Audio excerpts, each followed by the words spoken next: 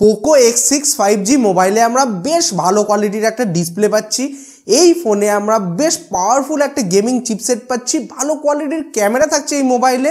মোবাইলটা দেখতেও বেশ সুন্দর করা হয়েছে এবং এর ফিচার স্পেসিফিকেশনের দিকে যদি দেখা যায় তাহলে সেই তুলনায় কিন্তু আমরা খুব কম দামে এই মোবাইলটা পাচ্ছি। তো এই ফোনে আমরা কি কি ফিচার স্পেসিফিকেশন পাচ্ছি, মোবাইলটার দাম কত, মোবাইলটা কেমন হবে তোমাদের জন্য, সেই সমস্ত ব্যাপারে বিস্তারিত জানতে হলে ভিডিওটা শেষ পর্যন্ত দেখো, অনেক কিছু জানতে পারবে তোমরা এই মোবাইলের ব্যাপারে। তো শুরু করা যাক আজকের ভিডিও। হ্যালো ফ্রেন্ডস, আমি আনন্দ আর তোমরা দেখছো লিমিটলেস আনন্দ চ্যানেলে। এখনো পর্যন্ত চ্যানেলটাকে সাবস্ক্রাইব না করে থাকলে ঝটপট সাবস্ক্রাইব করে দাও। তো আমরা জেনে নিই এই মোবাইলে আমরা কি কি ফিচার স্পেসিফিকেশন পাচ্ছি। তো এই মোবাইলে আমরা পেয়ে যাচ্ছি 6.67 inch quad HD AMOLED punch hole display, মানে আমরা এই ফোনে বেশ বড় সাইজে এবং বেশ ভালো কোয়ালিটির ডিসপ্লেই পাচ্ছি।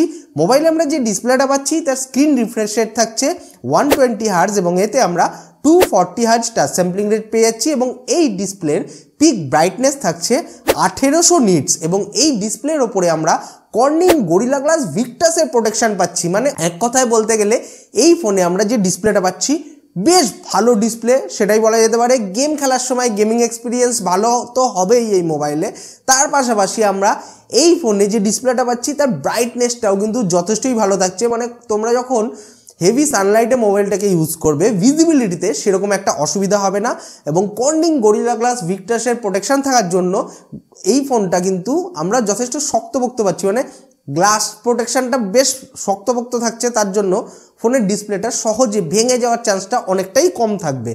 এই মোবাইলের ওজন হচ্ছে 181.2 গ্রাম এবং এর থিকনেস হচ্ছে 8.25 মিলিমিটার। এই ফোনে আমরা IP54 স্প্ল্যাশ প্রুফ ডিজাইন পেয়ে যাচ্ছি।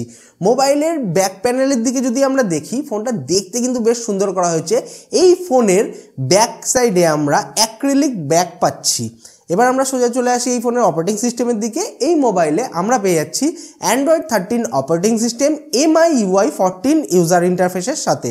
এবার আমরা জেনে নিই এই মোবাইলে আমরা ব্যাটারি কী পাচ্ছি। তো এই ফোনে থাকছে 5000 mAh jumbo battery, 67 watt fast charging সাপোর্টের সাথে। মোবাইলে আমরা যে চার্জিং কানেক্টার পাচ্ছি সেটা USB Type-C। এছাড়া আমরা এই ফোনে 3.5mm হেডফোন পোর্ট পেয়ে যাচ্ছি এবং এই মোবাইলের বক্সে আমরা 67 ওয়াট চার্জার ফ্রি পাচ্ছি। তো এই ফোনের চার্জিংয়ের কথা বলতে গেলে মোটামুটি আমরা বেশ তাড়াতাড়ি ফোনটাকে ফুল চার্জ করে ফেলতে পারবো, চার্জ করতে সেরকম একটা সময় লাগবে না এবং চার্জিং স্পিডটাও কিন্তু আমরা বেশ ভালোই পাচ্ছি। এবার আমরা সোজা চলে আসি এই ফোনের সিকিউরিটির দিকে। সিকিউরিটির দিক থেকে দেখতে গেলে এই মোবাইলে আমরা পেয়ে যাচ্ছি ইন ডিসপ্লে ফিঙ্গারপ্রিন্ট সেন্সার এবং ফেস আনলকের ফেসিলিটি। মোবাইলটা আপাতত দুটো কালার ভেরিয়েশনে লঞ্চ করেছে, মিরর ব্ল্যাক এবং স্নোস্টর্ম হোয়াইট। কোন কালার ভেরিয়েশনটা তোমাদের সব থেকে বেশি ভালো লাগছে অতি অবশ্যই আমাকে কমেন্ট করে জানাতে ভুলো না। এবার আমরা সোজা চলে আসি এই ফোনের ক্যামেরার দিকে। জেনে নিই এই মোবাইলে আমরা ক্যামেরা কি পাচ্ছি। তো এই মোবাইলের রেয়ার সাইডে আমরা পেয়ে যাচ্ছি 64 মেগাপিক্সেলের ট্রিপল ক্যামেরা। প্রাইমারি যে লেন্সটা থাকছে সেটা 64 মেগাপিক্সেলের, যার অ্যাপারচার হচ্ছে f1.79 এবং এটা একটা OIS লেন্স, মানে অপটিক্যাল ইমেজ স্টেবিলাইজেশন লেন্স। যার মানে এই ফোনের মাধ্যমে আমরা যখন কোনো ছবি তুলবো, ভিডিও তুলবো, শেক হওয়ার প্রবণতা অনেকটাই কম থাকবে, যথেষ্টই স্টেবিলাইজড ফুটেজ পাবো আমরা এই মোবাইলের মাধ্যমে। এবং এরপরে আমরা পেয়ে যাচ্ছি একটা 8 মেগাপিক্সেলের আলট্রা ওয়াইড অ্যাঙ্গেল লেন্স, তারপর থাকছে একটা 2 মেগাপিক্সেলের ম্যাক্রো লেন্স এবং এই ফোনের ফ্রন্টে আমরা পেয়ে যাচ্ছি 16 মেগাপিক্সেলের সেলফি ক্যামেরা, যার অ্যাপারচার হচ্ছে f2.4। এই ফোনে আমরা ক্যামেরা সেকশনের কথা যদি বলি, মোটামুটি আমরা ঠিকঠাক ক্যামেরা পাচ্ছি, এটাই বলা যেতে পারে। বিশাল হাইফাই পাচ্ছি একদমই বলবো না, কিন্তু মোটামুটি অ্যাভারেজ লেভেলের আমরা ঠিকঠাক ক্যামেরাই পাচ্ছি এই মোবাইলে। এই মোবাইলের রিয়ার ক্যামেরার মাধ্যমে 4K-তে ভিডিও শ্যুট করা যাবে 30 ফ্রেম পার সেকেন্ডে। এবার আমরা সোজা চলে আসি এই ফোনের কানেক্টিভিটির দিকে।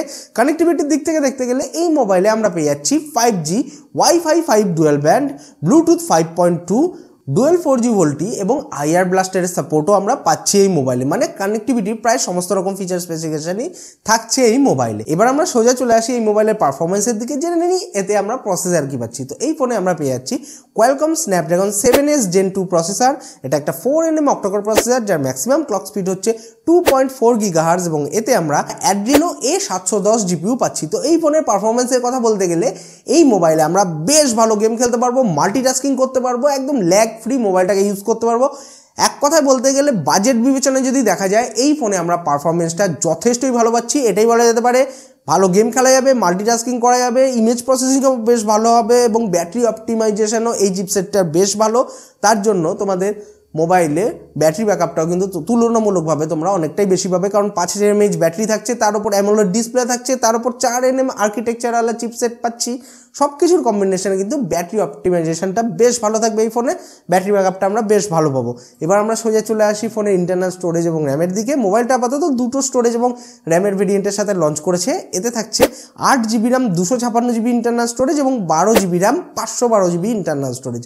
এই ফোনে যে র্যামের টেকনোলজিটা ইউজ করা হয়েছে সেটা LPDDR4X এবং এতে আমরা UFS 2.2 স্টোরেজ টাইপ পাচ্ছি। আমরা তো সব কিছুই এলাম এই ফোনটার ব্যাপারে, এবার জেনে নিই মোবাইলটার দাম কত। তো এই মোবাইলের 8GB RAM 256GB internal storage ভেরিয়েন্টের ভারতের বাজারে অফিসিয়াল বাজার মূল্য হচ্ছে মাত্র 21,999 ভারতীয় টাকার মতো, যেটা বাংলাদেশি টাকা কনভার্ট করলে মোটামুটি মোবাইলটার দাম এসে দাঁড়াচ্ছে 23 থেকে 24,000 বাংলাদেশি টাকার কাছাকাছি। এবং এই মোবাইলের 12GB RAM 512GB internal storage ভেরিয়েন্টের ভারতের বাজারে অফিসিয়াল বাজার মূল্য হচ্ছে মাত্র 24,999 ভারতীয় টাকার মতো, যেটা বাংলাদেশি টাকায় কনভার্ট করলে মোটামুটি মোবাইলটার দাম এসে দাঁড়াচ্ছে 27 থেকে 28,000 বাংলাদেশি টাকার কাছাকাছি। তো ফোনটার ব্যাপারে তোমাদের কি ধারণা, তোমাদের কি মতামত, অতি অবশ্যই আমাকে কমেন্ট করে জানাতে ভুলো না। ভিডিওটা ভালো লেগে থাকলে ভিডিওটাকে লাইক করো, নিজের বন্ধুদের সঙ্গে শেয়ার করো। পরবর্তী ভিডিওতে আবার দেখা হবে। বাই, সবাই ভালো থাকবে, সুস্থ থাকবে।